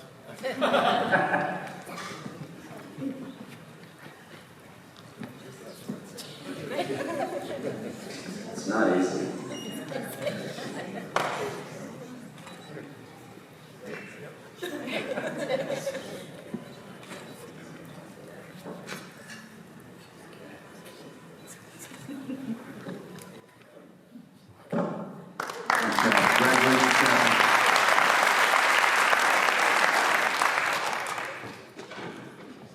And now, moving up to the promotion of the Assistant Chief, ladies and gentlemen, Assistant Chief Jeff Razor.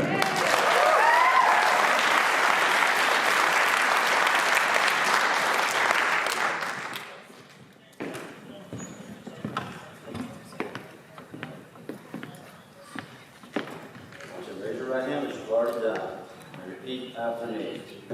State your name. I, Jeff Razor, do solemnly swear or affirm Do solemnly swear that I am qualified to uphold the position of Assistant Chief of Police for the Delray Beach Police Department, that I'm qualified to uphold the position of Assistant Chief for the Delray Beach Police Department. And I will carry out the mission and vision of the Delray Beach Police Department And I will carry out the mission and vision of the Delray Beach Police Department with unwavering commitment and dedication with unwavering commitment and dedication to our values of trust, engagement, accountability, and mindfulness. So help me God. to our values of trust, engagement, accountability, and mindfulness. So help me God.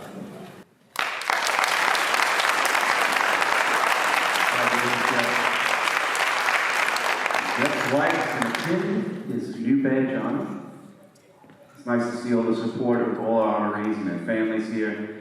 And I know it was a long night, everyone, but we thank everyone for sticking it out. Greatly appreciated. I got Prime Minister Chief.